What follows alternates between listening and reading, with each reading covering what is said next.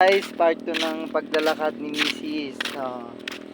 Anong oras na? Alas 5. Anong oras naman? 5:18 nandito kami sa may bypass ng San Rafael ba? Ay, San Antonio. San Antonio. Dito kami sa may bypass ng San Antonio. Inaya ako ng misis ko para maglakad-lakad siya. Dito kami sa may bypass. Tino, kumit na medyo sa kung di ka sa... Ayan si misis. Kabuanan niya na kasi kaya maglalakad-lakad para hindi siya mahirapang manganak. Pag nakamedyo sa kung di nagmamalas ba ako.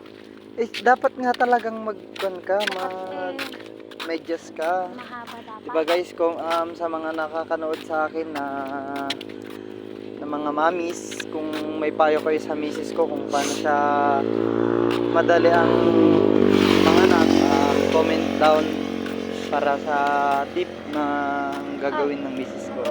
Thank you for watching and ingat kayo palagi. Peace out.